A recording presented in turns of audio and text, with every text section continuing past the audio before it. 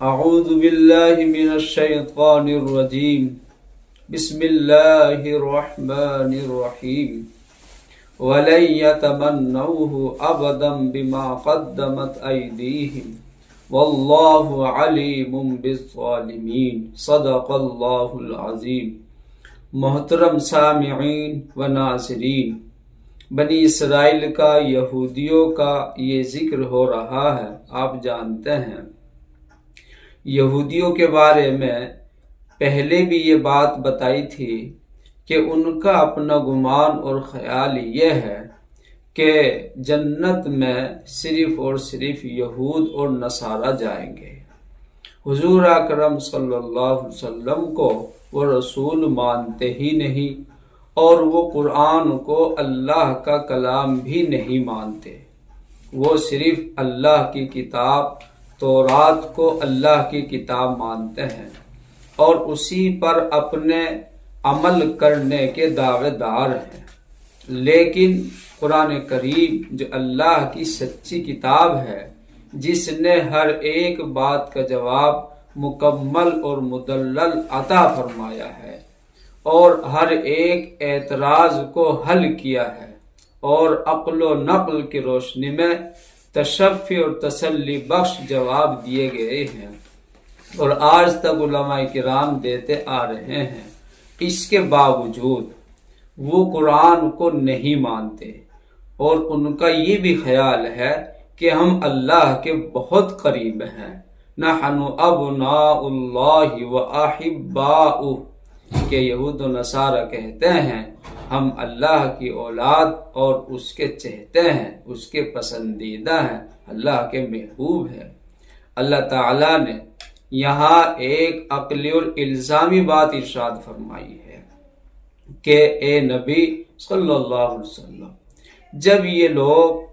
اس قدر خوش ہیں، خوش گمان ہیں کہ ہم اللہ کے قریبی ہیں، تو ان سے کہیے کہ یہ اللہ تعالی کے یہاں یعنی اللہ کے قریب جانے کا ارادہ کریں۔ اللہ کے اور بندے کے درمیان جو چیز حائل ہے وہ موت ہے۔ آپ ان سے کہو کہ یہ موت کی تمنا کریں اور یہ موت کو اختیار کریں، اور اس طرح یہ اللہ تعالیٰ کے پاس پہنچ جائے اور وہاں کے انعام اور وہاں کی نعمتوں اور لذتوں سے فائدہ اٹھائیں۔ یہ ایک الزامی بات کہی گئی ہے، لیکن اللہ تعالیٰ اسی کو ایسے لفظوں میں بیان فرماتے ہیں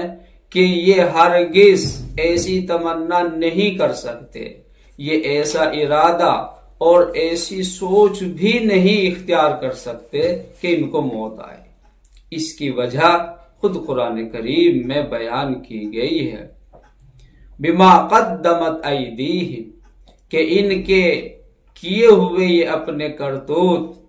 رسول کا انکار، قرآن کا انکار، احکام خداوندی کا انکار،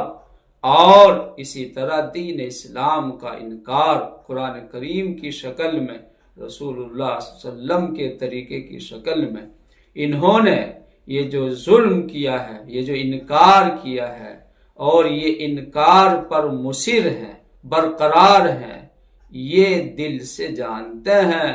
دل میں یقین رکھتے ہیں کہ ہم غلط کر رہے ہیں، یہ ہماری اپنی ضد اور صرف حسد کی بنا پر ہے۔ اللہ تعالیٰ ان کو چیلنج دے رہے ہیں اور اس بات کی دعوت دی جا رہی ہے کہ آؤ تم جو ہے موت کی تمنا کرو اور تم موت کو اختیار کرو اور اللہ تعالیٰ کے قریب جاؤ، لیکن نہیں، ہرگز یہ اس کی خواہش اور تمنا نہیں کر سکتے، چونکہ یہ جانتے ہیں جیسے ہی موت آئے گی، روح نکلے گی، جو ہم نے گناہ کیے ہیں، نبی کو جو ستایا ہے، مسلمانوں کو جو پریشان کیا ہے اور کرتے آ رہے ہیں، دین اسلام کا انکار کیا ہے، ان سب کے عوض اور ان سب کے بدلے یقیناً سزا ملے گی، اور سزا کے حقدار ہیں تو سزا مل کر رہے گی۔ ان کا یہ سراسر ظلم ہے۔ اللہ تعالیٰ ان کے ان ظلموں کو اور اللہ تعالیٰ ان کے ان منکرات کو بخوبی جانتے ہیں، اس لیے ایسا نہیں کر سکتے۔ اللہ تعالی ہم سب کو صراط مستقیم پر چلنے کی توفیق عطا فرمائے۔